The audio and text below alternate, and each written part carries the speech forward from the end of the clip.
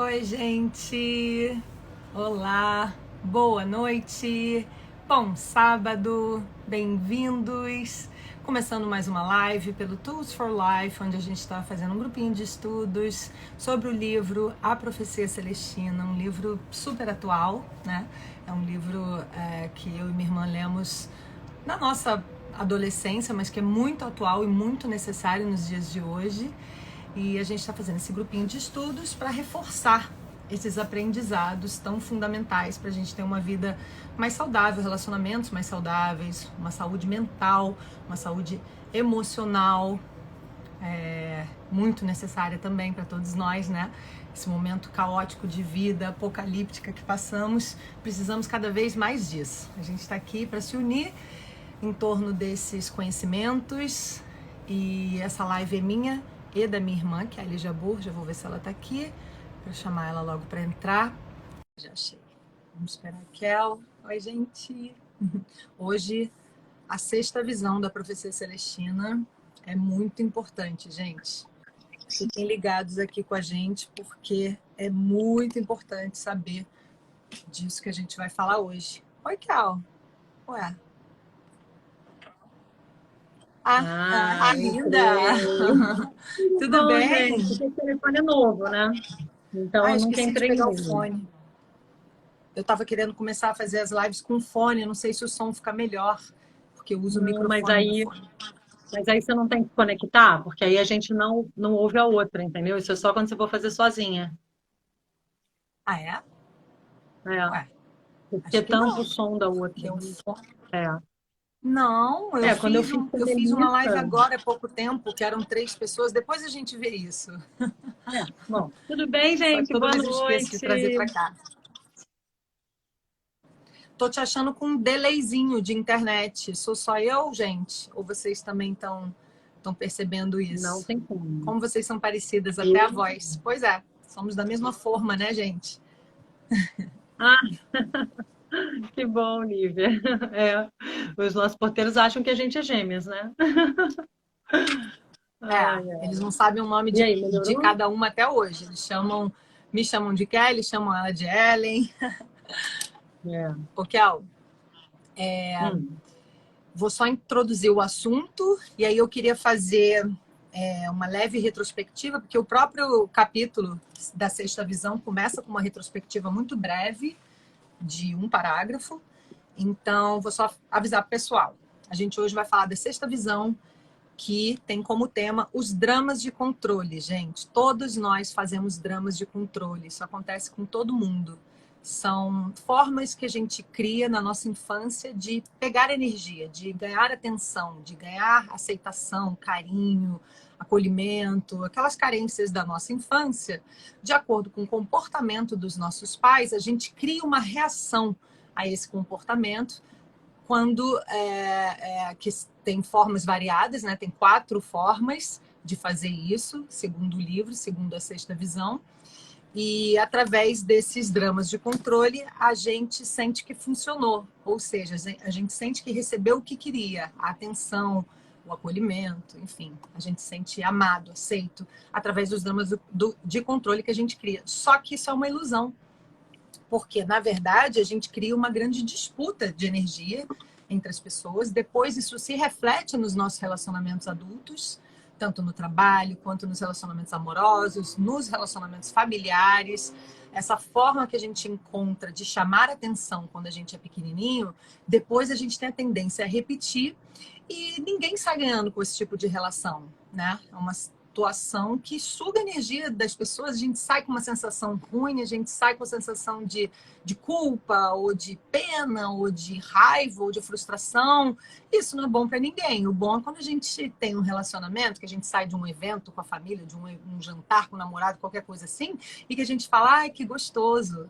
Ambas as partes saíram nutridas, ambas as partes saíram se sentindo acolhidas, respeitadas, ouvidas. Isso é um relacionamento saudável que todo mundo quer, no trabalho, em casa, com a família, com o marido, eu ia falar namorado ou marido, eu falei marado, com o marido ou namorado, com os filhos. Então, isso serve tanto para quem já é pai e mãe, quanto para quem é filho, quanto para quem é pretendente ser pai e mãe, enfim, para todo mundo. Isso é inerente a todos nós, tá? E a gente precisa achar uma forma saudável de se relacionar, que a gente vai falar. Primeiro a gente vai dizer o que são os dramas de controle, né, Kel?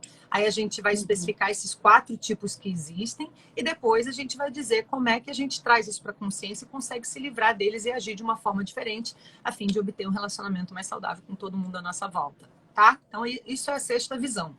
Só que esse sexto capítulo 6 da Profecia Celestina, ele começa com uma pequena retrospectiva, tá? É bem pequenininha mesmo. Ó, é só isso aqui.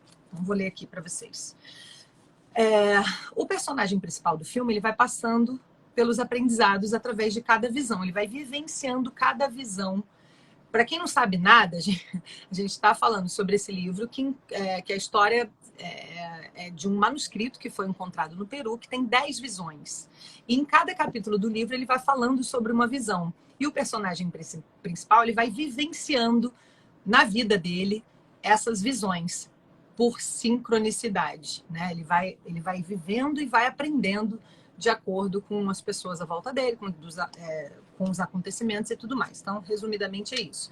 Aí ele fala assim, até agora ele aprendeu com a primeira visão que ele continua a ter coincidências significativas que lhe mostram que algo misterioso está acontecendo. Ou seja, na primeira visão a gente falou das coincidências, da sincronicidade. Quem perdeu, tá tudo salvo aqui no meu IGTV, desde a primeira visão, tá? Com a segunda visão, ele percebe que a sua percepção consciente é historicamente importante e ele quer ser parte do despertar espiritual. Ou seja, o personagem entende que ele também está contribuindo para a energia do mundo, para a evolução do mundo, que nós contribuímos para formar o todo, que é muito importante essa nossa contribuição. Você ia falar alguma coisa, Kel? Não, que é a massa crítica, É a né? massa crítica. Sermos parte da massa crítica, aquele 1% do planeta que vai fazer a diferença, que vai estar mais desperto sobre a nossa verdadeira essência, né? A nossa essência espiritual. Exatamente, porque às vezes dá uma Despertar aflição de espiritual. ninguém está evoluindo, e aí só eu e mais 3, aí parece que não vai mudar o mundo, né? Mas faz muita diferença você e mais 3 tentarem fazer a sua parte, fazerem a sua parte, tentarem mudar esse mundo. Porque, como a Kel disse, tem essa coisa da massa crítica, que não precisa que todas as pessoas entendam e modifiquem o comportamento. Se uma pequena parcela fizer isso, o resto vai meio que por osmose, né? A transformação acaba acontecendo. Com a terceira visão, ele toma consciência da existência da energia invisível do universo que responde ao que ele pensa. Ou seja, a gente falou das energias, como que uma plantinha sente tanto a nossa energia, como que tudo sente a nossa energia, como que a gente se relaciona energeticamente uns com os outros, como que a gente sente essa sugação de energia, às vezes, que inclusive, eu queria dar uma dica bem prática aqui hoje, porque eu estava com uma leve baixa de energia, tomei um banho gelado, gente, eu já tinha lido que isso é maravilhoso para dar esse despertar, porque às vezes a gente até ensinou algumas formas de recuperar essa energia quando a gente está em baixa, que é admirar a natureza, fazer respirações, alinhamento de chakras. A gente falou sobre várias coisas desse tipo, mas às vezes você não está nem conseguindo conectar com as energias do universo. Então, às vezes você precisa de um tratamento de choque. O tratamento de choque é entrar debaixo do banho gelado por 40 segundos. Isso dá um sacode que você fala, ai meu Deus, aí depois você faz o alinhamento de chakras, depois você faz a meditação, depois você faz a apreciação. Isso funciona muito, tá? Eu já li sobre isso, não é só uma experiência minha, eu já li um artigo sobre isso, que inclusive é bom para quem tem depressão, fazer isso todos os dias. Com a quarta visão, ele vê claramente que ele e outras pessoas ficam presos ao tentar tirar energias uns dos outros e acabam se sentindo exauridos e insatisfeitos. Aí ele entende que essa coisa da energia existe, que vivemos num universo energético, e aí ele na terceira visão ele percebe que isso existe em tudo, na quarta visão ele começa a perceber as lutas por essa energia entre as pessoas, nos relacionamentos interpessoais. As pessoas que estão tentando sugar a nossa energia e quando a gente também está tentando sugar a energia do outro. Isso foi a live passada, né, Cal? Não, retrasada. A passada é essa. A quinta visão emerge quando ele espontaneamente entra em contato com a energia universal no topo da montanha. A quinta visão, que foi a live passada, ele mostra o personagem vive essa conexão com a energia da fonte, com a energia do universo. Ele entende que ele não precisa ficar roubando a energia das outras pessoas. Ele não precisa ficar participando dessa eterna luta por energia. Ele pode simplesmente se conectar com a própria energia divina, que só depende dele. Ele não precisa depender do outro. Olha que maravilhoso ter essa autonomia, né? Você não depender se o outro está te dando atenção, se o outro está dizendo que você está gata, se o outro está dizendo... Não, você simplesmente vai lá e fica plena, fica assim, completa, fica sabendo que você está bem, que você está linda, que você está no seu melhor, que você tem tudo que você precisa, que as suas necessidades estão sendo atendidas, porque você está conectado com a fonte. A fonte nunca deixa faltar nada. Essa quinta visão é muito linda, ele vive isso no topo de uma montanha. E quem nunca passou por essa experiência divina, né, de conexão com Deus, num lugar de natureza, num momento assim, que você se sentiu conectado. E quando você tem essa conexão, você sente que nada vai dar errado, que você está protegido, que você está no flow, que existe uma ordem maior mesmo no meio do caos. É muito linda essa quinta visão. E hoje vamos para a sexta, que são os dramas de controle. Quer comentar, Kel, antes de entrar nos dramas de controle? Eu queria comentar que na quinta, né, a gente aprende a estabelecer esse novo estado de consciência sempre. Claro que vão ter baixas, né, de acordo com os acontecimentos externos, mas a gente buscar conscientemente esse novo nível, né, de consciência. É tipo uma nova maneira de estar no mundo. A gente praticar essa presença com plenitude, né? Buscar essa completude. Então ele fala que a gente pode espontaneamente ter alguns estados assim de pico, né? De êxtase, que é o que ele chama da sensação do topo da montanha. Eu até falei, né, na live passada que isso é muito estudado, esses estados mentais transcendentais pela psicologia transpessoal e tal, enfim, porque é aquele momento onde a gente se sente realmente parte do todo, né?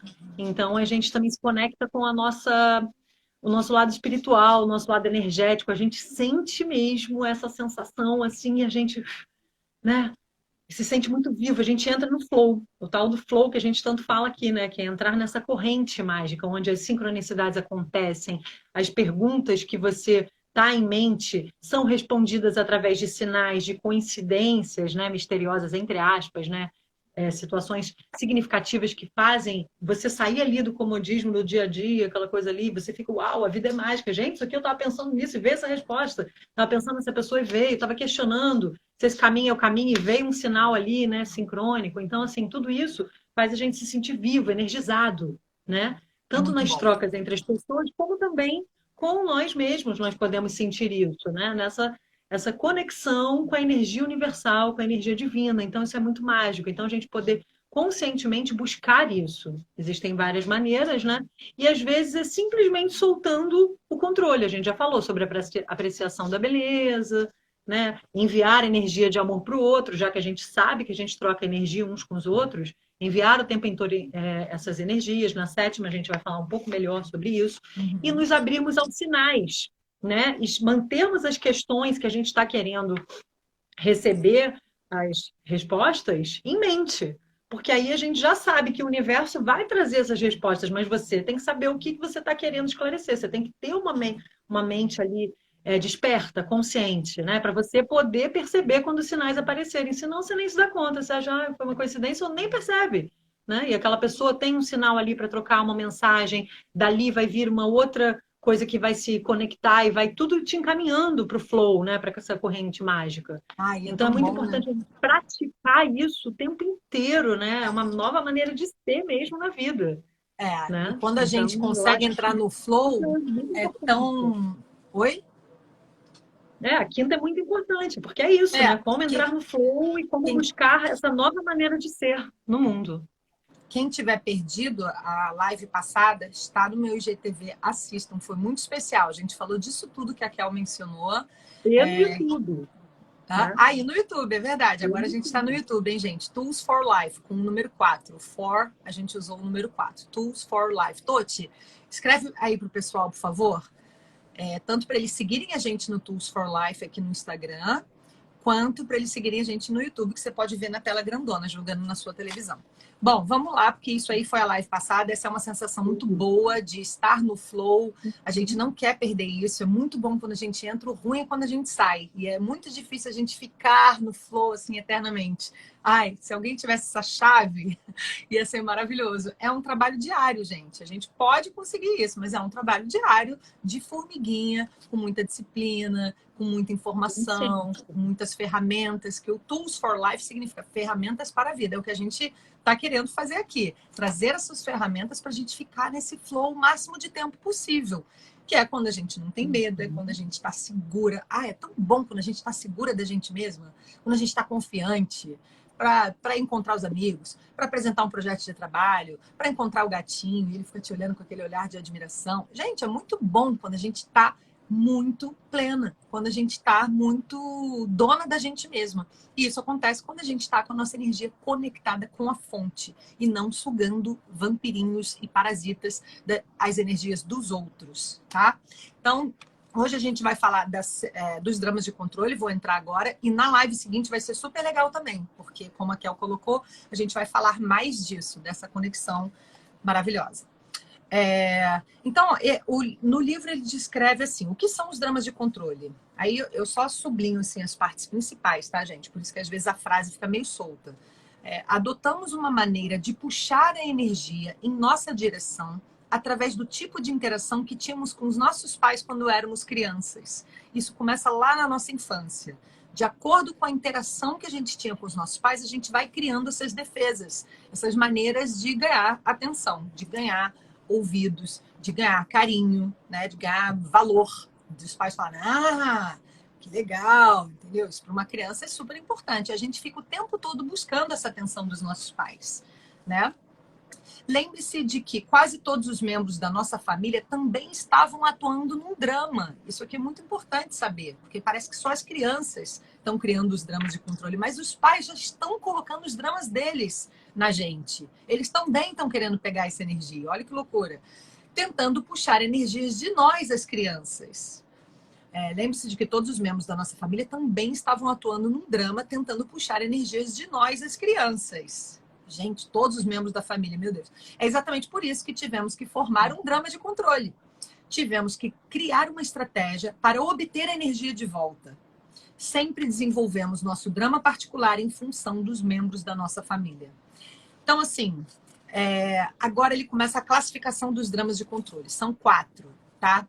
Aí eu já vou dar os títulos. Tem o intimidador, o interrogador, o distante e o coitadinho de mim. São esses 4 dramas de controle básicos. 2 são passivos e 2 são ativos. E assim, se você tinha um pai interrogador, você vai criar uma reação. Ou de interrogador também, ou de coitadinho de mim. Então, assim, esses dramas geram dinâmicas de família que normalmente as pessoas ficam reagindo de acordo com essas dinâmicas para o resto da vida. Para o resto da vida. Sabe aquela coisa? Hoje eu vou... Não sei porque que eu fico assim quando eu estou perto do meu pai, ou quando eu vou conversar com a minha mãe, eu ajo de determinado jeito e eu não consigo mudar. Isso não é muito comum com todos nós? Aí você se vê adulto e fala, por que eu estou agindo como uma criança? E por que eu estou fazendo o que eu fazia quando eu era pequena? É muito difícil quebrar esses dramas de controle se a gente não trouxer para a nossa consciência de que eles existem, que é o que a gente vai fazer agora. Então, vamos lá, Kel, explicar o intimidador, começar com ele? O intimidador... de comportamento, né? Isso que é importante, só para clarear, assim. São O quê? padrões repetitivos. Os dramas de controle são padrões repetitivos de comportamento aprendidos lá na infância, com os nossos primeiros professores, né? Os nossos pais, que são os nossos modelos para tudo. Então, dependendo de como eram essas primeiras dinâmicas, isso vai gerando conexões neurais mesmo. Você vai aprendendo, isso aqui dá certo, isso aqui não dá, dessa forma eu ganho atenção, dessa eu não ganho, dessa aqui eu sou ignorada, dessa eu me sinto mais valorizada, me sinto amada, essa aqui eu me sinto esquecida, né? Uhum. Então você aprende a manipular a energia, de certa forma, até agora, que você está aqui na Profecia Celestina, no Tools for Life, para se conscientizar disso e transformar esses padrões, que é o interessante da coisa, que é o que a gente vai falar depois. Né? Falou Mas, tudo, enfim, Kel. então Usar essa palavra manipulação de energia é exatamente o que a gente faz. Tá? E o que fazem com a gente? Gente, todo mundo faz os dramas de controle. E todo mundo faz com a gente. A gente faz com os outros fazem com a gente. Quando você traz para consciência, quando você é uma pessoa analisada, faz terapia, você busca desenvolvimento pessoal, você melhora muito. Mas mesmo assim, você tem que ficar atento o tempo todo, porque se você se distrai, você está fazendo de novo. Porque, como a Kel disse, você cria caminhos neurais. Você cria essas sinapses que te fazem ir no automático para aquele lugar.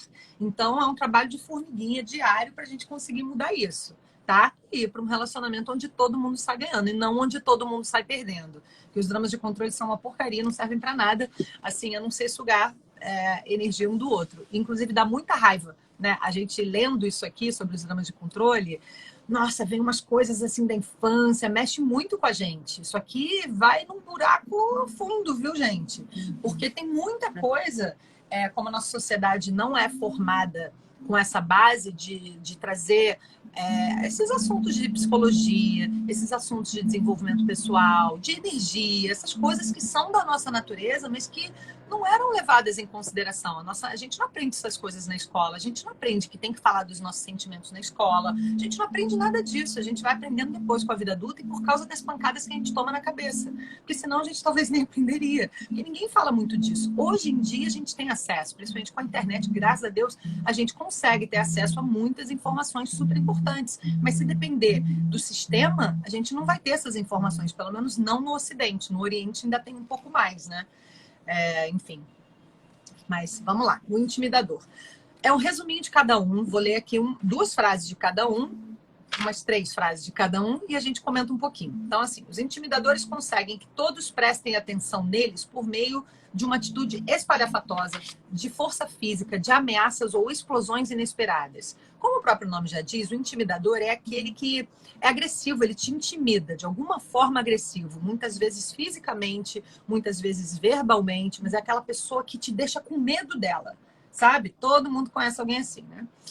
Os intimidadores sempre dominam a conversa. Eles são aqueles líderes, mas não líder equilibrado, assim, que você cria aquela admiração por aquele líder. Eles são aqueles líderes que estão desequilibrados, ou seja, eles impõem as vontades deles, eles são autoritários, eles te fazem se sentir mal, eles te fazem se sentir mal até de contestá-los, né? Esses são os intimidadores. Eles nos fazem sentir receosos ou ansiosos. Basicamente, são egocêntricos. O comportamento dessas pessoas pode variar entre a mania de mandar em todo mundo, falar continuamente, ter um comportamento autoritário, ser inflexível, sarcástico e ser violento. O que eu destaquei é isso, tem muito mais, tá? Mas basicamente é aquela pessoa que te dá medo, que é agressiva e que te deixa acuada. Esse é um intimidador. Quem não conhece alguém assim, né? Ou o pai, ou a mãe, ou o irmão, ou o amigo, ou o namorado. Nossa, eu já lembrei de um monte de gente que só agora nesse segundinho. Inclusive, nós somos também, tá, gente? Vão vendo aí em quais dramas de controle vocês mais se identificam. Com quais dramas de controle vocês mais se E só um identificam. parêntese, existem vários níveis, né, gente? Quando ela fala assim, nós fazemos isso, você vai ver pessoas que se descontrolam, que são realmente agressivas, e você vai ver pessoas que impõem ali a maneira delas, né, que são mais autoritárias e, enfim, não dão a liberdade também para o outro, né, de outras maneiras mais sutis. Então, assim, o que importa é essa situação onde o outro se sente de alguma forma oprimido e um se sente ali, às vezes é arrogante, né, um se sente ali muito na questão do controle, né? Então, são pessoas, na verdade, depois a gente vai falar, né, Lil, que isso é o interessante da luta interior, da insegurança que essa pessoa, na verdade, tem, né? Tudo vem do medo. Tudo vem Mas do é medo. bom a gente ir percebendo com compaixão, tá? Com uma autocompaixão. E em alguns momentos eu faço isso. E perceber também os pais, os familiares, as pessoas da família, ou as pessoas mais próximas aí da sua convivência,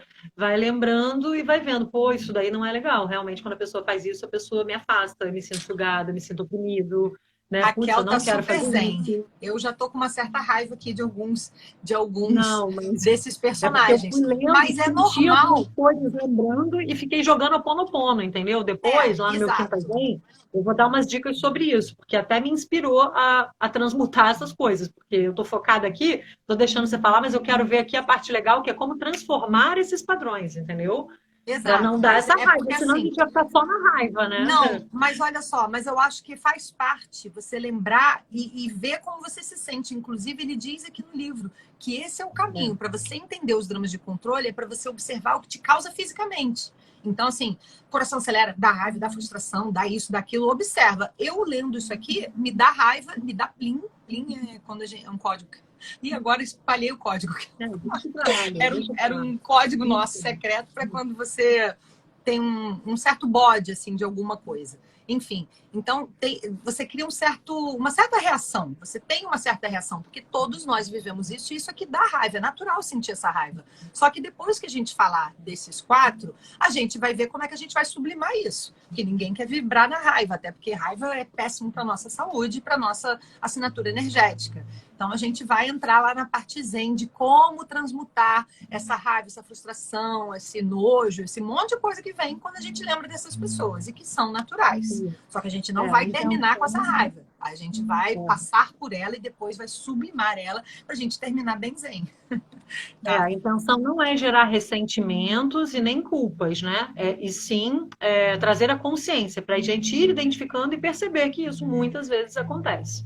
Tá? Exatamente, exatamente. Lembrando também que a gente não está só apontando para o outro, a gente está vendo isso na gente. Inclusive, os dramas de controle que mais dão uma sensação ruim na gente são aqueles que a gente mesma faz. Porque estão refletindo a nossa sombra. Inclusive, ele fala disso nesse capítulo, que isso tudo se reflete no espelho. Tem uma parte aqui do espelho, você viu, Kel? Nesse capítulo? Depois a gente vai chegar lá. Deixa eu terminar de ler aqui. Então, só para vocês identificarem, tá? O intimidador é essa pessoa que causa raiva, que causa medo, que causa algum tipo de violência verbal ou física também. Já vai vendo se você faz isso ou se você foi criado perto de alguém. Pode ser um professor, pode ser um amiguinho que fazia bullying, pode ser o pai, a mãe, enfim. Vai olhando aí. Porque depois que a gente fala as 4, ele tem como quebrar essas pessoas, mas de um jeito bom, saudável, entendeu? Como quebrar o drama de controle. Vamos lá. O interrogador. Deixa eu te perguntar uma coisa. Porque tem esse quadro aqui, ó, mais à frente, lembra? Então aí que ele quebra. Porque ele... Não, mas aqui ele fala como faz os outros se sentirem, entendeu? Por exemplo, o intimidador faz você se sentir com medo, com raiva, com vontade de se vingar. Acho que aqui já é um resumo bem legal, porque mostra qual é a luta interior de quem está fazendo isso, né? Mostra como faz os outros se sentirem, porque já fica mais compacto, sabe? Já explica tudo, você não acha? Mas sabe o que eu acho? Eu acho que a gente pode postar esse quadrinho essa semana para as pessoas poderem... Hoje é só assim explicando para elas pensarem e depois a gente posta que é para elas aprofundarem nisso. O que você acha? Entendeu? Porque eu queria ler. Eu queria ler. Ó, é basicamente isso aqui de cada um. Tá vendo? Isso aqui é outro, isso aqui é outro. Vou ler um básico só para elas identificarem quem são essas pessoas e como elas também agem. E depois as frases que quebram essas pessoas. E aí a gente posta esses quadrinhos. Ou se você quiser, você comenta aí o básico desses quadrinhos. Você lê e eu só falo como faz os outros se sentirem. Depois que você descrever. Combinado. Tá? E depois a gente posta para eles o quadro completo. Perfeito, adorei. Aí acho que fica bem claro. Então já leu do interrogador, porque eu tô indo pro... Não, leu do intimidador, que eu tô indo pro interrogador. Então o intimidador, como a gente falou, né? Ele tem normalmente comportamentos de arrogância, de controle, de certa violência, seja física ou verbal. Ele faz os outros se sentirem com medo, com raiva, com vontade de se vingar ou insignificantes. Tá? E é isso. Aí depois o resto, tudo bem, eu só queria falar isso. Vai, porque senão não vou falar o quadro todo, não. Vamos fazer isso. A gente só cita como faz os outros se sentirem e depois a gente posta. Tá bom. Então, o interrogador. São fisicamente menos ameaçadores, porque o interrogador é meio parecido com o intimidador, viu, gente? Eles são fisicamente menos ameaçadores, mas abatem o nosso espírito e a vontade ao questionar mentalmente todas as atividades e motivações. Críticos hostis, eles buscam maneiras de apontar os erros dos outros. Esse aqui, gente, eu acho muito sinistro. Às vezes é até pior do que aquele que demonstra raiva, sabia? Porque esse aqui é um pouco mais ardiloso, sabe? É meio, esse aqui me dá um nervoso. Quanto mais eles se ocupam de suas falhas e erros, mais você os observa e reage a cada movimento deles. Essa é a estratégia deles. Eles querem ficar vendo seu erro. Você fez isso? Você esqueceu aquilo lá? Isso aí não é vegano? Isso aqui não é não sei o quê. Eles ficam te fazendo essas perguntas, eles são os interrogadores, eles ficam fazendo as perguntas até ver onde você errou. Eles querem achar onde você errou. E aí, você perto dessa pessoa, você fica assim, o que ele vai perguntar agora? Ele vai ver que eu não desci o cachorro. E no fim, não sei o quê. Você começa a ficar com a paranoia e fica acompanhando a pessoa para ver o que ela vai perguntar E nisso que você está acompanhando a pessoa com medo dela, você está dando energia para ela. Que no fundo, inconscientemente, é o que ela quer. É o jeito que ela criou de pegar a energia do outro, entendeu? É o jeito que ela criou de ganhar atenção. Um jeito doente, que todos nós criamos, um jeito não saudável de pegar a atenção do outro. Esse aqui é sinistro. Porque o outro é aquela pessoa, quebra coisa, faz escândalo, quer bater em alguém. Mas, às vezes, é horrível também. Mas esse aqui é um pouco mais na surdina, ele é um pouco mais ardiloso, você começa a achar que você que tá louca, sabe? Os dois são muito sinistros.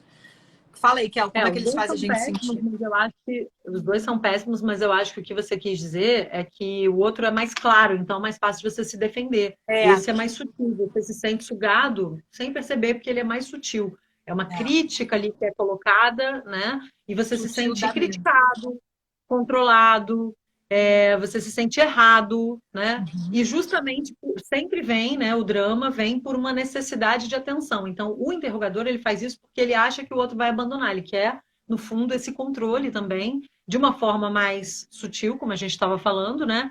Mas tem uma coisa assim de, tá vendo que você faz tudo errado? Tá vendo? É bem aquele, tá vendo? Não te disse? Falei? Por que você não fez isso? Por que você não fez aquilo? É o tempo inteiro controlando os seus erros e, no fundo, é por uma sensação de assim, você não sabe fazer sem mim, você precisa de mim, porque no fundo eu preciso de você. Então, eu quero que você não consiga ficar sem mim. Então, eu tenho que te mostrar aqui seus erros para você se render aqui, né? Tipo isso.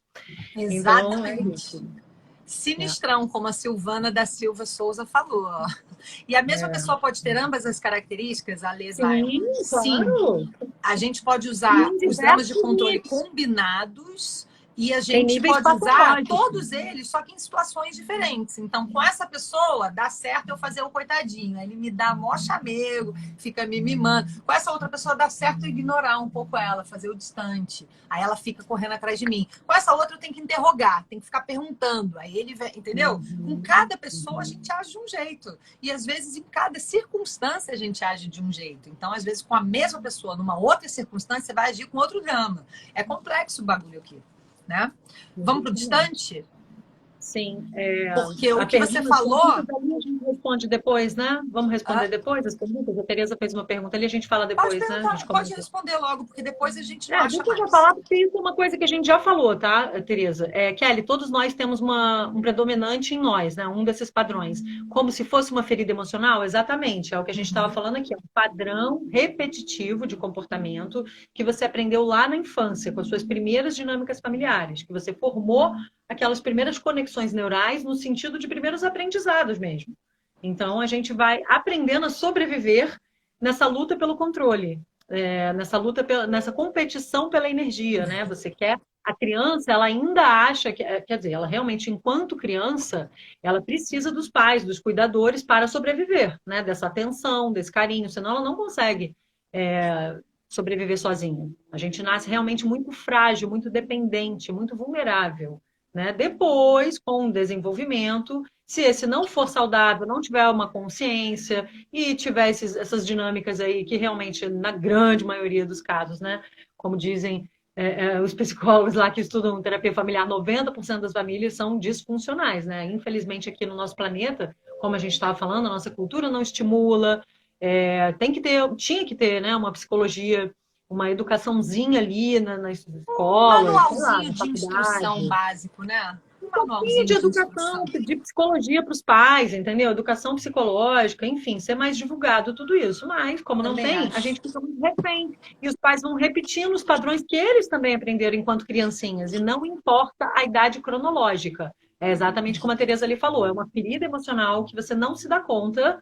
E por isso que a gente está trazendo a consciência, porque quando a gente enxerga, a gente identifica, a gente começa a se monitorar para não entrar nesses padrões. Quando a gente se sentir sugado, a gente parar aquilo e tentar parar o outro também, né? Identificando, que é o que a gente vai falar depois.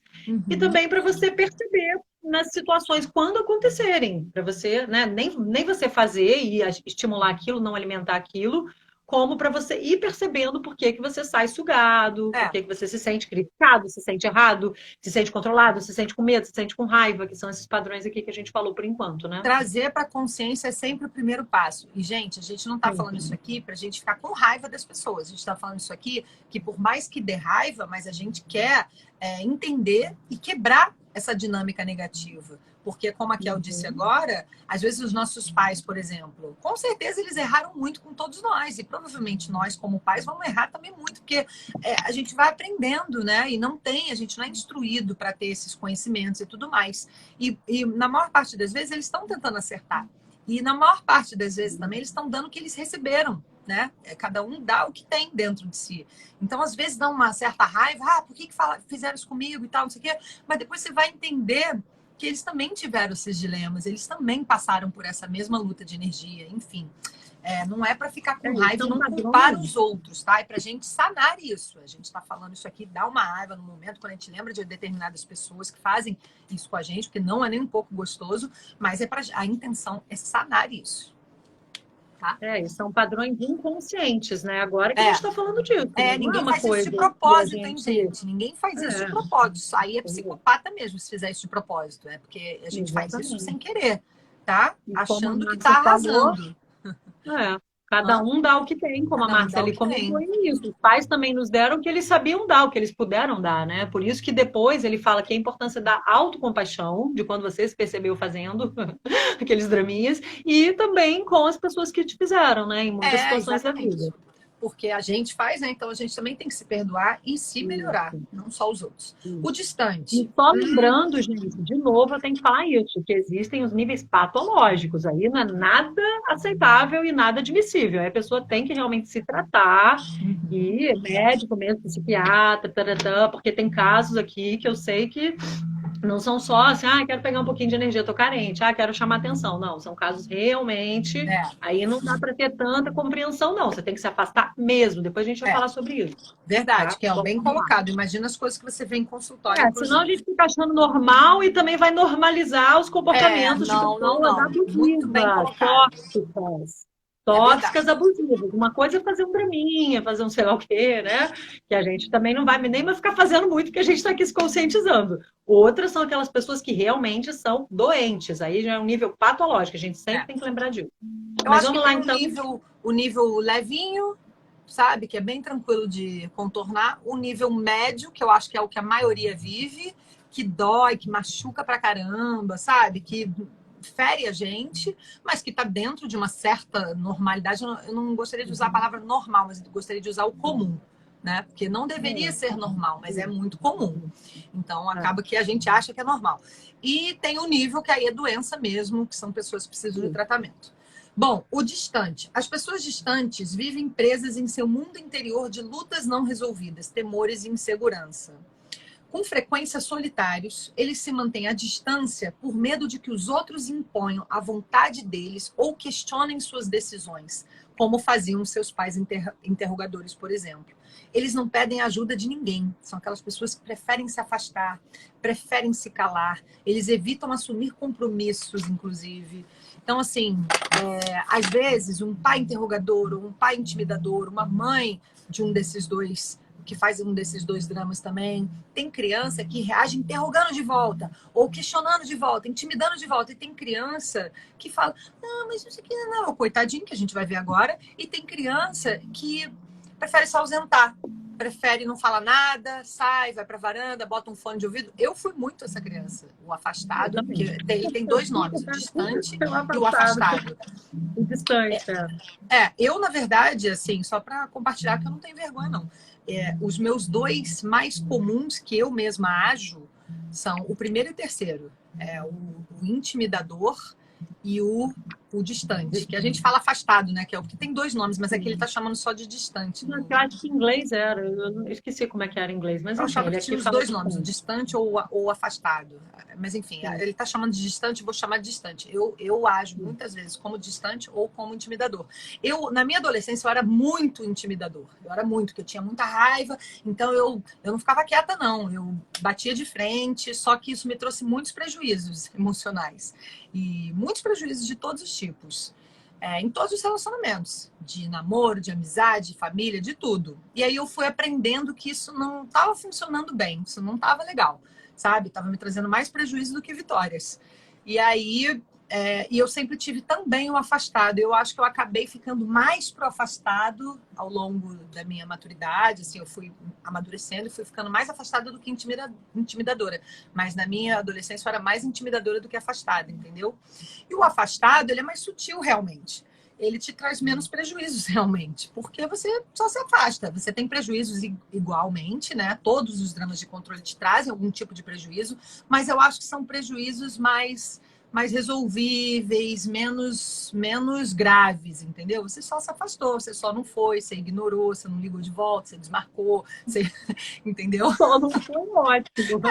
Mas é pior do que você ir e brigar, bater em alguém, entendeu? Então, acho que eu acabei ficando mais para afastado. Só que a gente leu esse livro na nossa adolescência, então a gente já trabalha isso há muito tempo. Então, graças a Deus, hoje em dia, a gente brinca com isso. A gente fala, Kel, vamos, a gente está dando uma de afastada. Ai, gente, aqui, ele está chamando de distante. A gente está dando uma de distante e tal.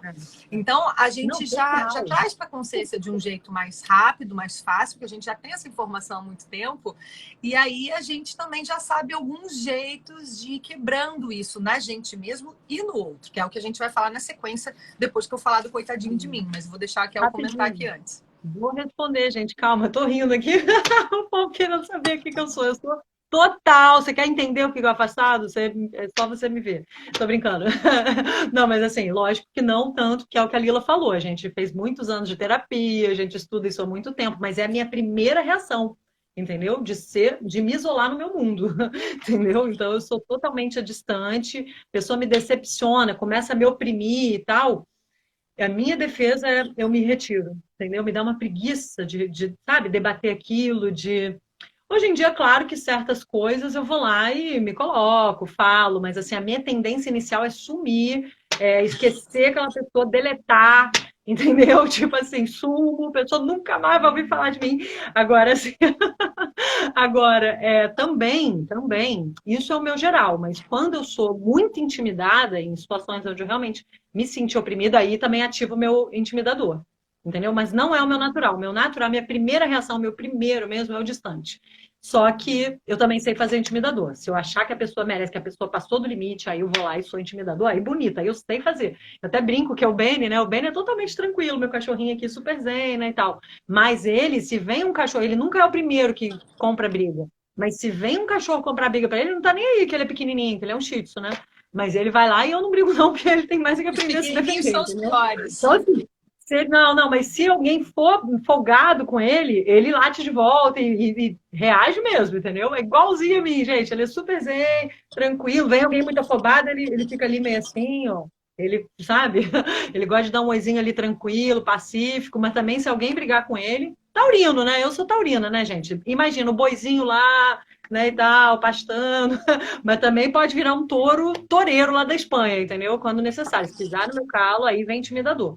Só que, obviamente, a gente está aqui brincando, claro que isso já é um pouquinho mais trabalhado, né? Mas estou falando assim, aquela primeira tendência mesmo. Aí eu sei ficar muito brava, ninguém imagina, né? Mas se necessário, eu sou muito... Eu queria terminar aqui o coitadinho de mim, só para terminar de falar os 4. Coitadinho de mim já dá para saber o que é, né? Mas eu vou ler aqui que é pequenininho. Mas assim, depois a Sônia perguntou como é que age o patológico. Você saberia exemplificar? Só para as pessoas entenderem também qual é essa margem do comum e a margem da doença. Mas deixa eu terminar o coitadinho de mim, só guarda essa pergunta aí, tá? Tá todo mundo aqui se identificando. Que é engraçado por um lado, né? É engraçado, mas no fundo não é legal. Não é legal. A gente perde muitas oportunidades por ser o afastado.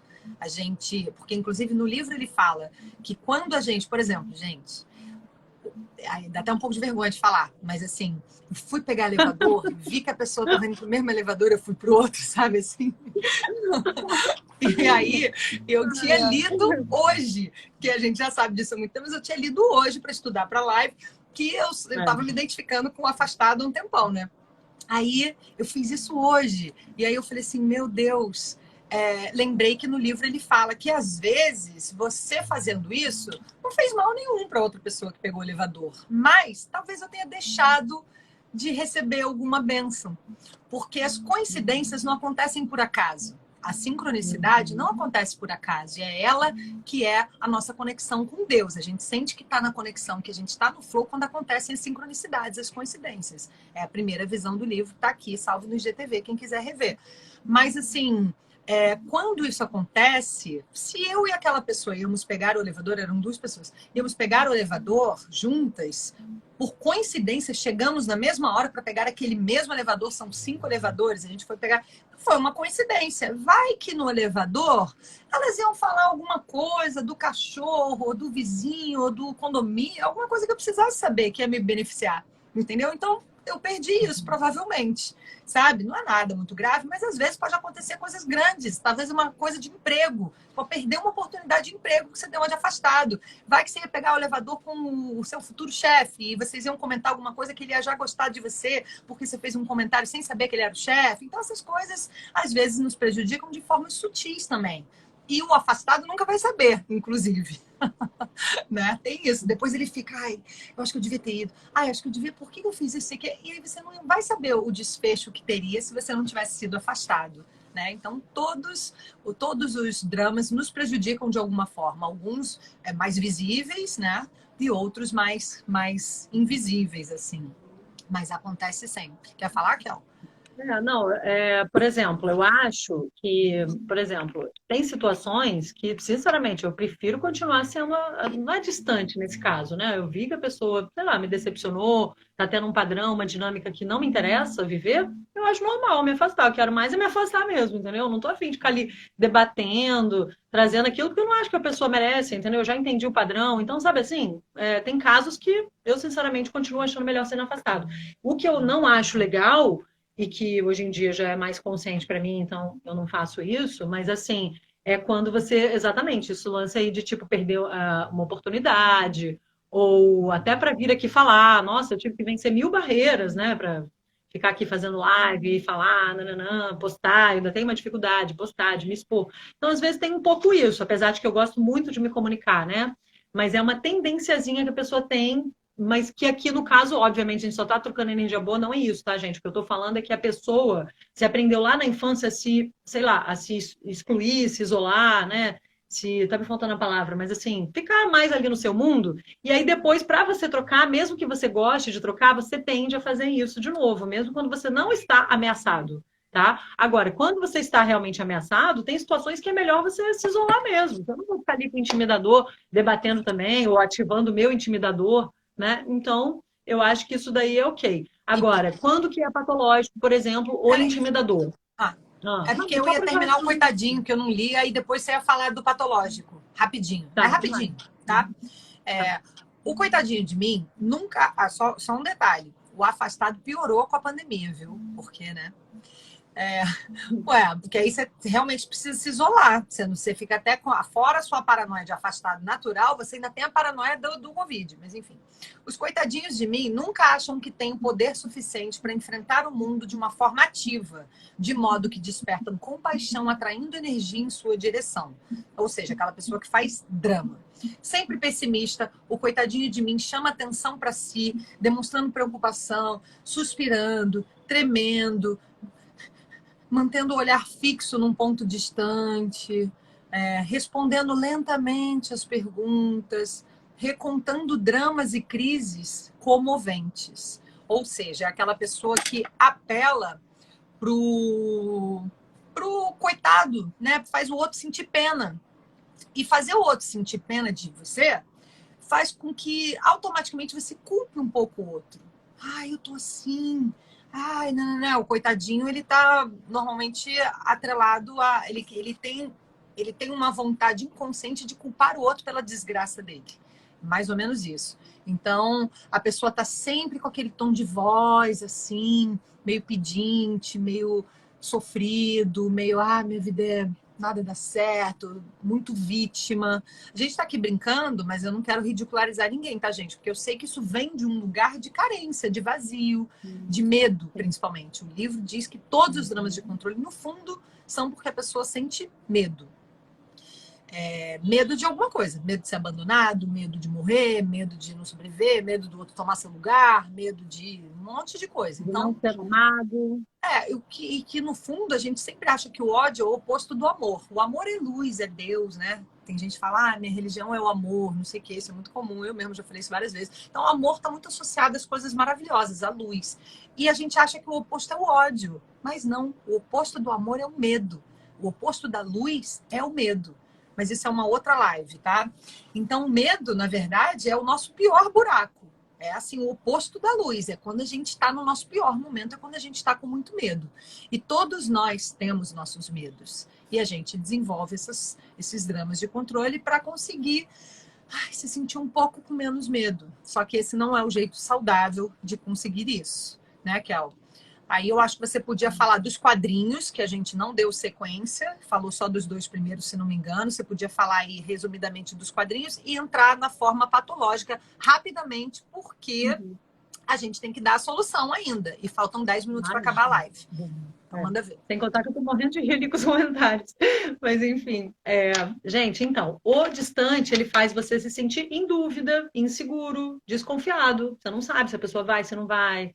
Qual vai ser, qual não vai, se você pode contar com aquela pessoa ou não, né? Ela não se compromete muito. Ou você não entende o que aconteceu. Isso foi uma coisa que eu mudei também muito, né? Porque aí, hoje em dia, eu gosto de deixar claro. Eu não vou ficar num embate com ninguém, ou, né, já vi a situação ali, já deleto, mas, assim, eu deixo claro o meu ponto, sabe? Então, isso, graças à minha psicologia, minha querida analista, entendeu? Eu consegui aprender a não só sumo, sabe? Eu sumo, mas a pessoa sabe onde ela pisou na bola. Então, acho isso muito importante. Bom, mas isso quando a gente for falar do transformado, né? A gente pode incluir. O coitadinho de mim, ele faz você se sentir culpado. Basicamente, né? Ele fica lá reclamando da vida, nesse papel de vítima. E aí você fica assim, gente, o que eu faço? Né? A pessoa tá lá, porque eu não sei. Ele fala aqui de exemplos, né? Eu não sei, eu faço tanta coisa e ninguém nota, eu não conheço outra maneira de obter energia, se eu mudar você vai deixar de me amar, você não se importa comigo, eu não tenho ninguém, eu tenho que fazer tudo sozinho, eu preciso de mim, eu preciso ser reconhecido. Enfim, a pessoa está lá num lugar de vítima, reclamando, e você fica assim, né, ouvindo aquilo, mas meio se sentindo culpado. Obviamente, deixa eu lembrar que ainda bem que eu lembrei de falar isso, gente. Obviamente, isso aqui a gente está falando, eu como psicóloga, obviamente que o povo tem mais é que fazer todos os dramas de controle aqui comigo, tá?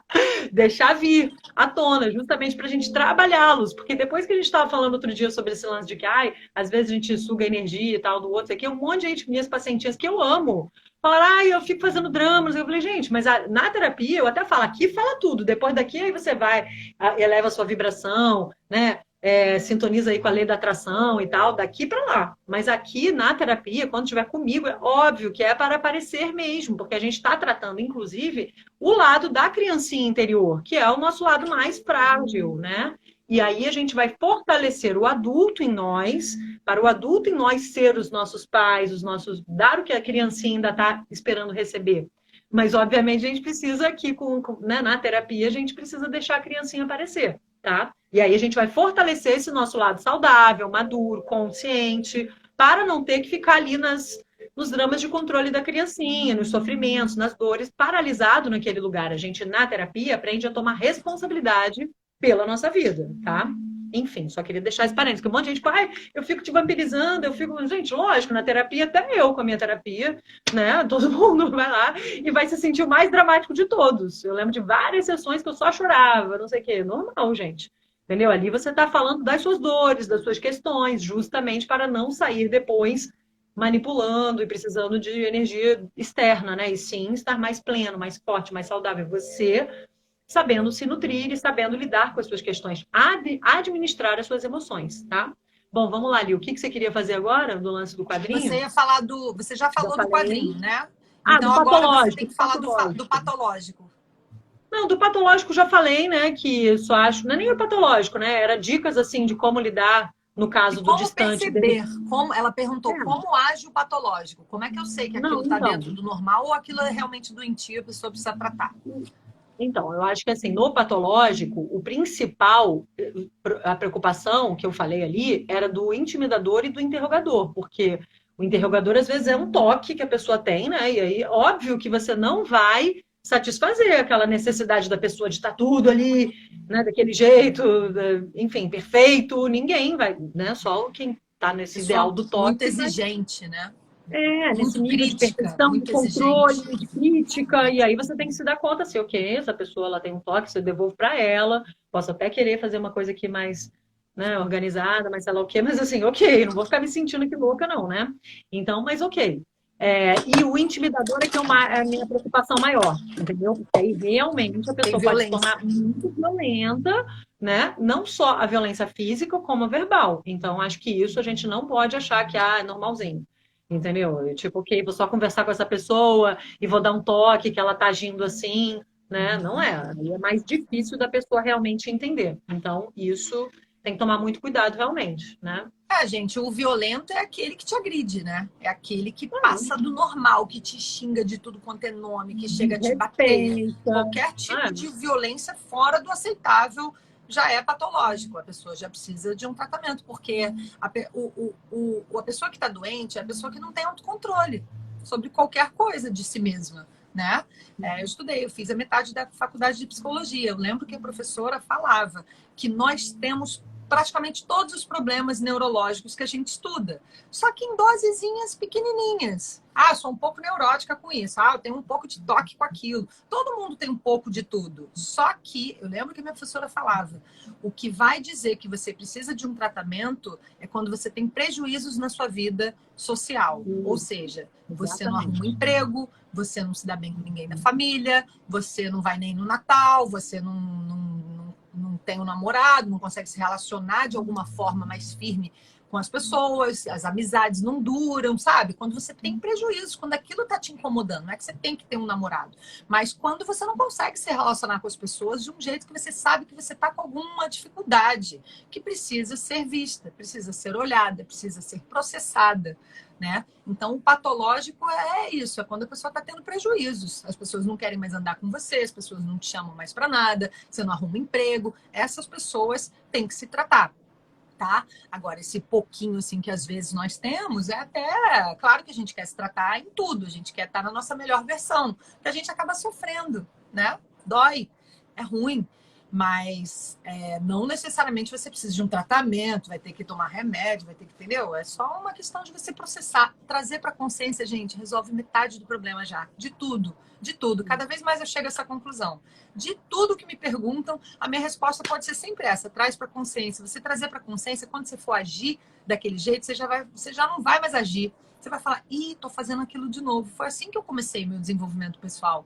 Foi assim que eu comecei a me modificar para ser o que eu gostaria de ser. E não o que eu estava simplesmente sendo, como um produto da sociedade, como um produto dos meus pais, da minha criação, da minha escola, dos meus amigos. Eu estava simplesmente sendo o que foram fazendo de mim.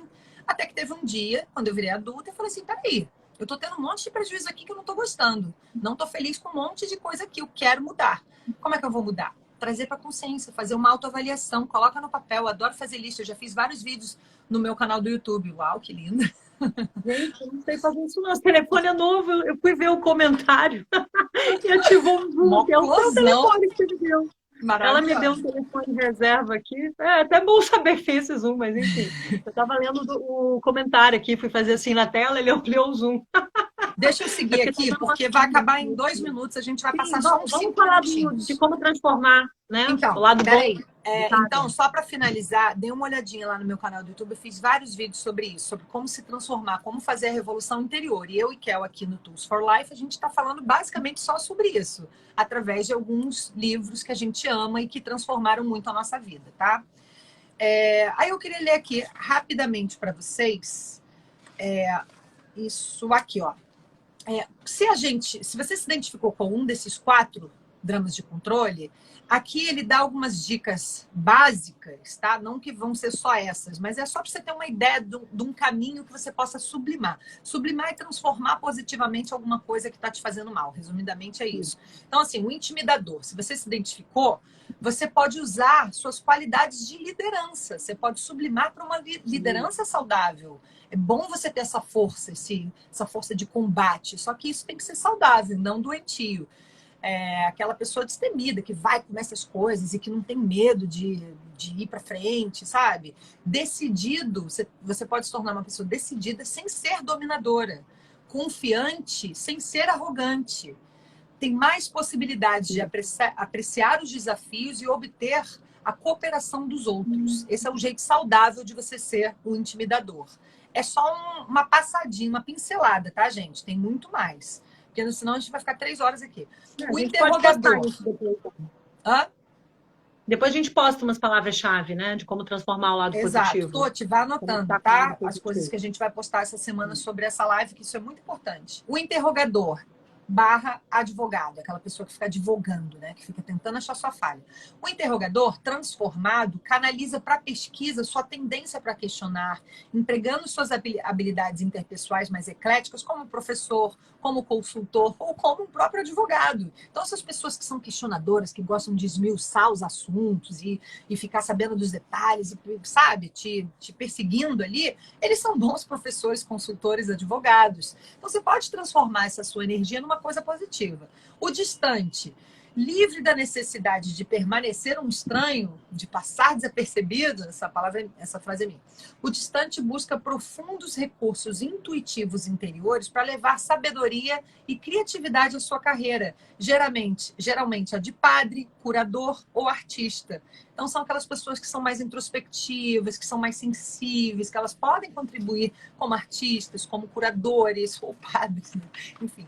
Porque essa pessoa, ou como psicólogo, que é meu caso, porque essa pessoa ela tem um mundo, né, à parte, muito rico. Então, eu sou capaz de ficar muito no meu mundo à parte aqui. Então, assim, ali é bom para você, seja pesquisar, estudar, mergulhar ali, né, meditar, refletir, analisar, né, tem sites, como para você criar, né? Eu crio muito também o meu lado bailarina, meu lado da arte, né? Eu também fico tendo mil ideias e tal. Então, assim, é um lado bom de você conectar com esse seu isolamento, né? Porque se você todas essas patologias podem ser transformadas em profissões. Então, um jeito de sublimar, um jeito de exercer essa tendência que você tem positivamente. Mas você tem que primeiro trazer para a consciência, para evitar fazer isso negativamente e aí canalizar de uma forma positiva. Deixa eu ler o último.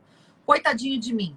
Após vivenciar um verdadeiro carinho e unidade, o coitadinho de mim é capaz de permanecer firme em sua fonte interior, tornando-se um amoroso reformador, assistente social ou curador.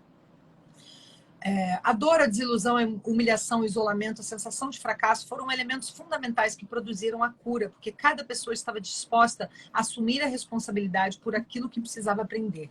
Então, uma coisa que eu queria ter falado lá no comecinho da live, mas que eu vou falar aqui, porque acabei esquecendo, é que nessa visão, nessa sexta visão, ele fala isso aqui, ó. Cada um de nós é a etapa seguinte da evolução ao longo da linhagem criada pelos nossos pais. Olha que interessante isso. Kel, se você está travada, acho melhor sair e voltar. Porque ainda bem que não travou o meu, porque senão ia acabar a live, mas porque eu que abri, né? Então sai e volta. A gente continua o que os nossos pais começaram de uma certa forma, sabe? Ó, vou ler de novo essa frase. Cada um de nós é a etapa seguinte da evolução ao longo da linhagem criada pelos nossos pais. Então, a gente vê aquilo que nosso pai e mãe não fizeram tão bem, a gente vê aquilo que nosso pai e mãe fizeram muito bem, a gente pega aquilo e continua dali, sabe?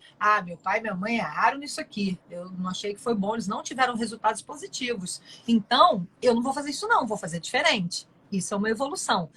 Meu pai e minha mãe mandaram benzão nisso aqui, se realizaram, foram ótimos nessa questão, nesse aspecto, que eles fizeram assim assado. Pô, eu vou fazer isso e vou até tentar aprimorar isso em mim, sabe? Então, a gente tem que observar os nossos pais, para a gente poder observar como a gente age. Eu tenho que chamar a Kel, peraí. Senão ela não entra. Para a gente observar, fazer esse trabalho de autoanálise, a gente primeiro tem que começar observando os nossos pais. como eles foram criados pelos pais deles e como eles interagiram com a gente quando a gente era pequenininho. Apareceu. Não é porque eu fui distante, não, tá? Tá vendo? Ó, Tem que tomar cuidado com isso. podemos descobrir o nosso propósito maior na Terra reconhecendo o que os nossos pais realizaram e onde eles pararam. Eu achei isso aqui, me deu um monte de reflexão. Conciliando o que eles nos deram com o que eles deixaram para nós resolvermos, podemos obter uma imagem clara de quem somos e qual o nosso propósito. Tem muitas pessoas assim, mas qual é o meu propósito que eu vim fazer nessa vida? Qual a minha missão? Isso aqui é um ótimo caminho para você descobrir. Vou ler de novo essa frase. Conciliando o que eles nos deram com o que eles deixaram para nós resolvermos, podemos obter uma imagem clara de quem somos e qual o nosso propósito. Porque a gente não vem para determinada família por acaso. Existe uma missão, existe um propósito. E você ter vivido aquelas características, aquelas dinâmicas dentro da sua casa também não foi por acaso. A gente nunca é vítima. A gente, pelo que a gente acredita, a gente escolhe isso, porque era isso que nos faria nos aprimorar. Era isso que a gente precisava perceber para a nossa própria evolução. Para a gente evoluir nessa vida, a gente vem vivendo determinadas circunstâncias que vão fazer a gente parar para pensar. Falar, peraí, eu não quero mais isso. Ou então, caraca, eu quero mais disso. Eu quero muito isso. Isso é minha vida. Né? A gente vai recusando ou aceitando coisas na nossa vida. E dessa forma, a gente vai se conhecendo e sabendo o que a gente quer e o que a gente não quer. Desse jeito, a gente encontra o nosso propósito.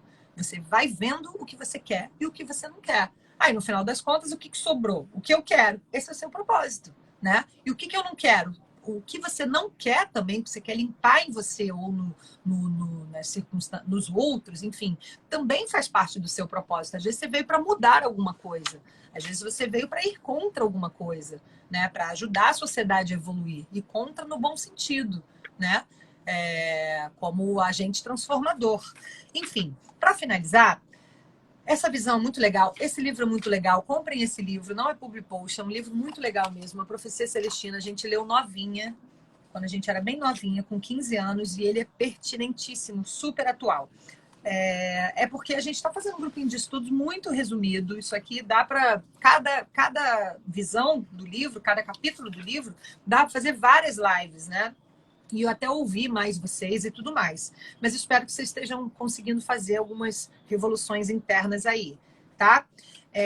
Para finalizar de uma forma positiva, como prometido, para a gente não ficar com raiva, para a gente sublimar esses dramas de controle, a primeira coisa é você entender que seus pais também passaram por isso, suas figuras de autoridade todas também passaram por isso, todos nós passamos por isso, e nada é por acaso. A gente não passou por isso por acaso. A gente veio com os pais certinhos que a gente precisava vir. A gente veio com os irmãos certinhos, a gente teve os professores certinhos, os namorados certinhos, para a gente despertar coisas na gente. Coisas boas, coisas ruins. E então sublimar, e então evoluir com essas situações, por mais dolorosas que muitas delas sejam. Aí, um jeito da gente quebrar. Anotem essa parte, Toti. Vamos fazer um quadrinho para solucionar os problemas dos dramas de controle. Óbvio que de forma muito resumida, tá? Mas é para dar um caminho para vocês, pra gente, né? Porque todo mundo tem que fazer isso. Então, assim, com intimidadores. Como é que você quebra um intimidador? Porque você percebeu, tá? A tal pessoa faz isso comigo. Ele é um intimidador. E eu reajo com esse outro drama de controle. Como é que eu vou quebrar isso? Eis a resposta. Você fala assim pro intimidador: por que você está tão zangado? Você parece querer que eu sinta medo de você. Gente, uma coisa que eu aprendi com o Encantador dos Cães: fale sempre de forma calma e assertiva. Isso ele usa para os cachorros, mas funciona muito com os humanos. Eu faço isso todos os dias na minha vida. Quando eu quero fazer alguma coisa importante, falar alguma coisa importante, eu sempre lembro do Encantador de Cães. Fale de forma calma e assertiva. Assertivo é você falar sem mimimi, sem fazer rodeio. Você falar claramente, mas de uma forma calma. Não é falar irônico. Por que você tá tão zangado, hein? É totalmente diferente. Você tem que falar, por que você tá tão zangado? Parece que você quer que eu tenha medo de você. Também não é falar, parece que você quer ter medo. Não, coitadinho. Você tem que falar calmo e assertivo, tá? Guarda isso. Com interrogadores, o que você pode falar? Eu gosto de você, mas quando eu tô do seu lado, eu sinto que eu tô sendo criticado. Olha que interessante você falar isso para um interrogador. Muito bom. Ele vai falar, ih, entendeu? Ele vai ver que o plano dele não tá mais dando certo. Ou então, ele dá 2 frases para quebrar cada um dos dramas. A outra frase é: algo mais está incomodando você além desse problema?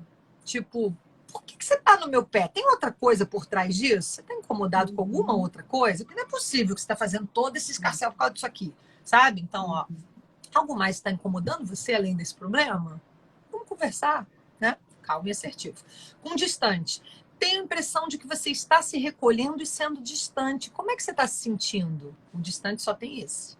Tem a impressão de que você está se recolhendo e sendo distante. Como é que você está se sentindo? Né? Você mostra para ele que ele está sendo distante, que ele está se afastando de você.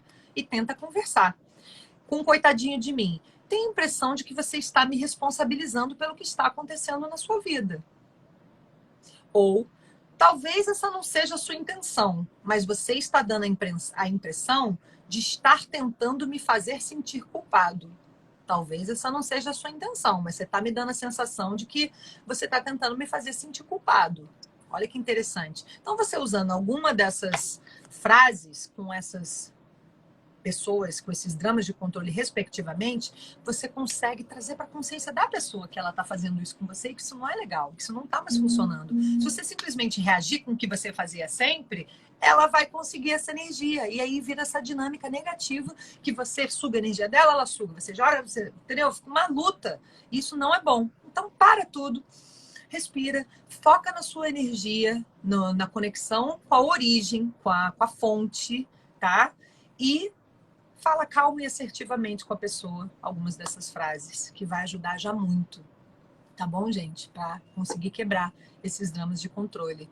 E autoconsciência, vamos sempre se observar, vamos sempre observar o outro. Quando você viver qualquer outro tipo de drama de controle que não tenha sido mencionado aqui no livro, traz para a consciência, calma e assertivamente, da pessoa também. Traz para a consciência da pessoa, fala, poxa, você está fazendo isso? Eu estou me sentindo assim, assim, assado. Isso não está sendo legal. Por que você está fazendo isso? Tem alguma outra coisa? Você tá chateado com alguma coisa? Tenta conversar, calma e assertivamente. Esse é sempre o melhor caminho.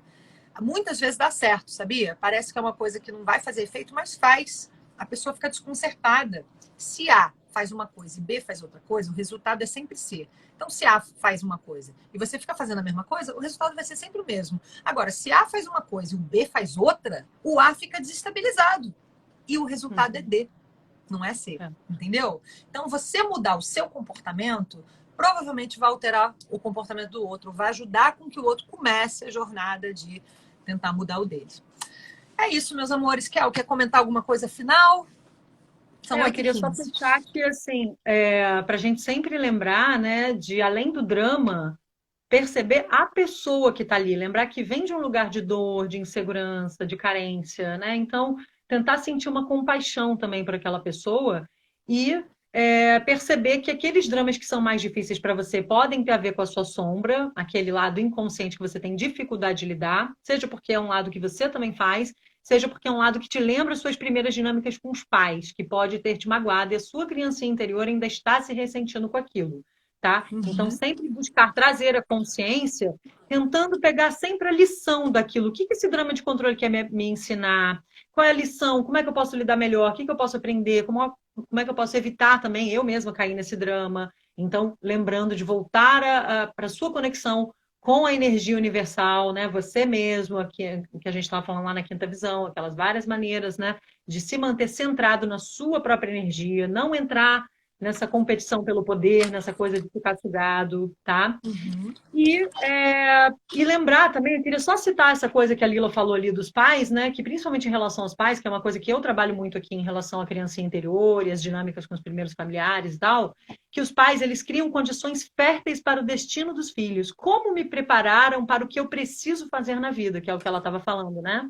De se a gente analisar bem toda a nossa linha do tempo, toda a nossa história, a gente vai ver que está tudo perfeito, que tudo fazia parte do nosso aprendizado, da nossa jornada, do nosso processo de crescimento, de desenvolvimento, né? E que a gente precisa mudar a nossa própria perspectiva, olhar para a nossa história, buscando um ângulo diferente, né? Que é o que a gente chama na psicologia de ressignificar as coisas que nos aconteceram, porque quando a gente muda o nosso ponto de vista, toda a nossa visão de mundo se modifica também, né? É o que a gente fala aqui no livro, ele cita isso, que é você mudar o paradigma interno. Você não vai se ver naquele lugar de vítima, você vai entender aquilo, meio que de fora, você sai ali, né? Você não fica ali no lugar do ator no filme, você sai e fica ali no espectador Ver de olhando, fora. observando, que é muito que a gente faz na meditação, né? Estão convidados lá para o meu quintas zen, às 8 da noite, vou estar trabalhando tudo isso, né? E é isso, eu acho que quando a gente vai percebendo, buscando sempre um outro olhar e sempre com consciência, a gente tem a grande chave ali de se libertar e de ter atitudes melhores e plantar melhores sementes aí para a nossa própria vida, né? E para a nossa própria realização. Então, é isso só que eu queria fechar aí. Para a gente se Arrasou. curando, né? Entender que estamos todos nos curando também dessas feridas e evoluindo, cada um no seu tempo, no seu processo, para a gente não ficar com esse ressentimento, tá? E sim entender que somos todos humanos, nos curando, nos evoluindo. É isso. Arrasou. Nath, não, tá? A resposta para sua pergunta, não. Nunca fui Qual com é a colete. pergunta? Ela perguntou se eu Ah, fui num show com esse coletinho. Não. tá Mas bom. só para matar a curiosidade dela. Deixa como ninguém foi embora, já estamos 1h15 e ninguém foi embora, eu vou só terminar então com uma parte que eu achei que era importante dizer, tá? Que eu achei aqui. É o negócio do espelho que eu falei antes, lembra? Que ele fala do espelho, que a gente, enfim, reflete, que as pessoas refletem isso. Normalmente você vai arrumar um namorado que vai ter o mesmo drama de controle que seu pai ou sua mãe, entendeu? Você acaba vivendo coisas na sua vida adulta que espelham aquela dinâmica da sua infância. Você mesmo vai arrumar alguém para os seus relacionamentos pessoais, seja namorado, amigo, melhor amigo, ficante, qualquer coisa assim, que você haja, que você interprete aquele mesmo personagem que você interpretava quando era pequeno. Então, deixa eu ler essa parte aqui rapidão para a gente finalizar. Ninguém foi embora mesmo. A outra pessoa apresenta semelhança... para a gente refletir. A outra pessoa apresenta semelhança com um dos seus pais? Será que ela faz a mesma coisa ou coisas parecidas? Você está, de alguma maneira, reagindo como quando era criança? Vamos pensar isso. Talvez seja útil escrever a respeito em seu diário e passar alguns minutos escrevendo sobre esses seus sentimentos, tá? Porque muitas pessoas devem estar se perguntando, pô, como é que eu descubro isso? O que eu faço? Então, isso aqui é legal, você perceber em quais relacionamentos estão se repetindo, né, na sua infância, os relacionamentos da sua infância, e escrever sobre isso, colocar no papel, escrever um diário, que aí fica mais claro de ver de fora, igual a Kel falou. Você começa a ver de fora, porque você fica se olhando, assim, como é que eu ajo? Você fica se olhando, é difícil, então você tem que se ver de fora, já que você não vai se filmar e você não vai entrar num reality show, porque aí você poderia se ver depois e falar, eu faço isso, eu faço aquilo, né? Então, tenta escrever sobre você, sobre seus sentimentos, sobre a sua história, fica mais claro ver como se você fosse outra pessoa. Olha que interessante isso aqui. Geralmente aquilo que nos incomoda nos outros é algo que precisamos examinar em nós mesmos. É a tal da sombra, gente. Mas que não estamos dispostos a analisar. Apontar os erros dos outros é um sinal de que estamos tentando usar a culpa em vez do entendimento. Essa frase é para pensar, hein? Só mais duas, tá? E aí a gente vai terminar mesmo. A sexta visão é a consciência de que perdemos nossa ligação interior com a energia divina. Com frequência descobrimos que nessas ocasiões, estamos recorrendo à nossa maneira pessoal e inconsciente de manipular os outros e subtrair a energia deles, ou seja, roubar a energia das pessoas. Essas manipulações são geralmente passivas ou agressivas, que são os dramas de controle passivos ou agressivos. O distante, o coitadinho de mim são os passivos, o intimidador e o interrogador são os ativos. E agora, a última, o final. Escrevi, final. Só isso aqui. Permanecer. O que a gente pode fazer, né? Porque esses padrões repetitivos, como a Kel colocou, eles parecem atrair interminavelmente as mesmas situações. Você pode ver que você termina um namoro, começa outro com o mesmo padrão, se você não muda. Né? Você se afasta de uma amiga, vem outra com o mesmo padrão, se você não muda. Então ele fala, permanecer mais ligados à nossa energia interior, que a gente já falou na outra live aqui. Como fazer essa ligação, né? A análise da primeira parte da nossa infância pode revelar como os nossos dramas de controle evoluíram, mas tão logo as situações são perdoadas. Conseguimos ver razões mais profundas para termos sido colocados na nossa família. Entendeu? Então você analisa a sua infância e quando você consegue entender esse processo, quando você consegue processar o que te aconteceu e perdoar você mesmo e as pessoas que te trataram de determinadas formas, aí a gente consegue ver razões mais profundas para termos sido colocados naquela família. E muitas vezes, você quando chega nesse momento aqui, você entende o seu propósito, você vê que a sua missão estava nesse seu aprimoramento, passando por aquelas situações desagradáveis com essas pessoas. A partir dos pontos fortes dos nossos pais e de questões particulares de crescimento que eles não concluíram, podemos deduzir nossa questão vital básica, bem como o nosso trabalho ou missão no mundo. É isso, meus amores. Um beijo muito grande para vocês. Esperamos que vocês tenham refletido bastante. A Morgana tá falando que eu sou engraçada. Beijo, Morgana. Um beijo para todo mundo. Adoramos os recadinhos de vocês. Hoje eu consegui ler bastante coisa aqui. Espero que vocês tenham gostado. E a gente se vê todo sábado, às 19 horas, fazendo grupinho de estudos desse livro maravilhoso, A Profecia Celestina. Quando acabar, quando a gente chegar na 10ª visão, a gente vai fazer outro grupinho de estudos de outro livro maravilhoso. Então, fica aqui com a gente. Siga a gente no Tools for Life. Sigam a gente no YouTube, se você quiser se aprimorar, ver na TV grandona.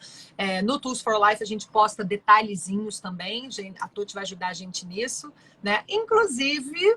Vamos deixar um recadinho especial para a Toti, Kel? Fiquei sabendo que é aniversário dela amanhã. Para quem não sabe, a Toti é a nossa querida ajudante, voluntária, querida, parceira. Ela é uma seguidora que eu já tenho há muito tempo. A gente já conhece ela pessoalmente. Ela é nossa anjinha. E ela ajuda a gente a fazer as artes, ela ajuda a gente, todas as loucuras aqui que a gente às vezes se enrola com a nossa agenda para conseguir fazer tudo bonitinho para vocês. Então a Toti faz parte do Tools for Life, é aniversário dela amanhã. Quero desejar um feliz aniversário, muitas felicidades, muita saúde. Parabéns que ela se graduou, fiquei sabendo disso hoje também. A Kel que me atualizou aqui, que era aniversário dela amanhã. E ela se graduou, né, Kel? Fala aí, melhor. Se graduou, não tô sabendo não, Toti. Que isso? Acho que essa informação é Mercúrio retrógrado, hein? Não, enfim, tem sim. Parabéns. Fala aí.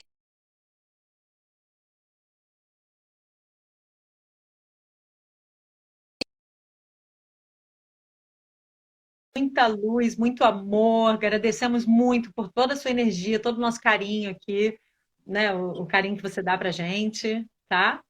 Um beijo enorme. Amanhã eu te ligo.